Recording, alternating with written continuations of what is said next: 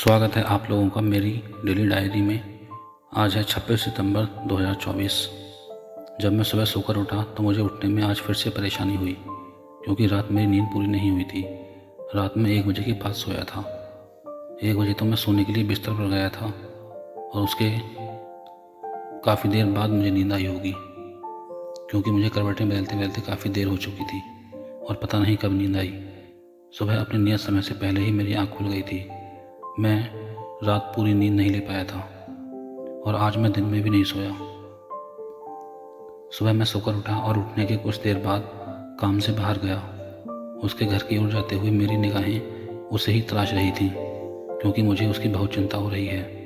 पता नहीं वो कैसी होगी, उसे किसी ने कुछ कहा तो नहीं है। मुझे थोड़ी देर प्रतीक्षा करनी पड़ी। कुछ समय बाद वो घर से बाहर आई। मैंने उसे देखा तो मुझे बहुत अच्छा महसूस हुआ। उसने भी थोड़ी देर के लिए मेरी ओर देखा और उसकी नज़रों में मुझे अभी कुछ शिकायत नज़र आ रही है। उसके बाद वो घर के अंदर चली गई। मैंने थोड़ी देर और प्रतीक्षा की, लेकिन वो बाहर नहीं आई। फिर मैं वापस घर आ गया। उसके बाद मैंने 1-2 चक्कर और लगाए उसके घर की ओर, लेकिन वो मुझे देखने को नहीं मिली।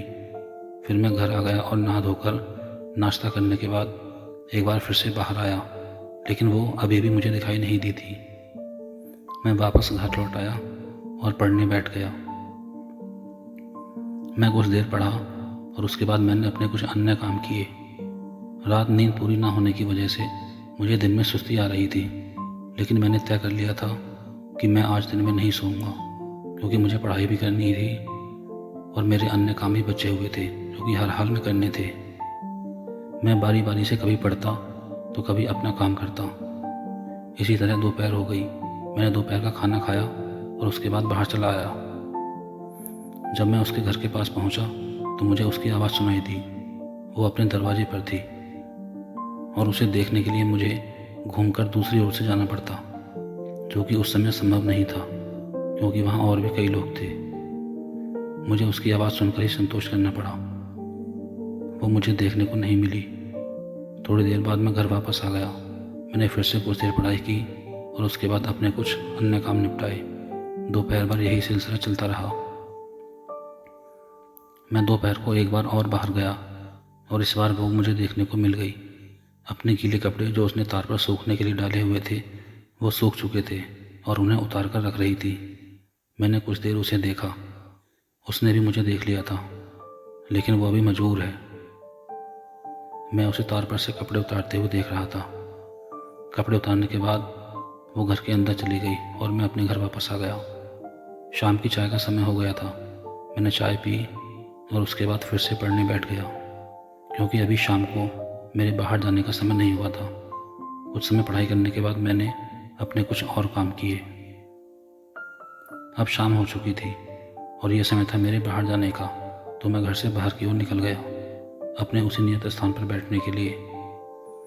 और आज जैसे ही मैं वहाँ पहुँचा, वो मुझे दरवाजे पर खड़ी मिल गई। वो अपनी एक सहेली से बात कर रही थी। जैसे ही मैंने उसे देखा, मैं एकदम से खुश हो गया और मोबाइल चलाते हुए उसे देखता रहा। उसने मुझे देखा और थोड़ी देर बाद दरवाज़ा आधा बंद कर लिया। वो आधे बंद दरवाजे में से ही झांक कर मुझे देख लेती थी। थोड़ी देर वहाँ बातें करने के बाद वो और उसकी सहेली अंदर की ओर हो गए और दरवाज़ा बंद कर लिया। अब उसके फिर से आने की कोई संभावना नहीं थी। मैं कुछ देर वहीं खड़ा रहा। उसके बाद घर से मेरा बुलावा आ गया और मैं घर वापस आ गया।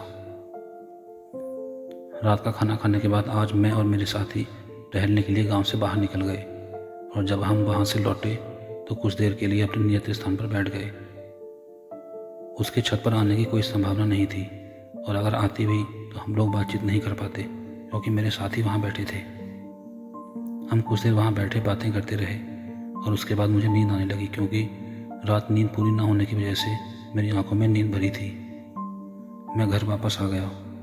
घर आने के बाद मैंने अपने आज के बाकी बचे काम निपटाए और उसके बाद अपनी आज की डायरी लिखनी शुरू की।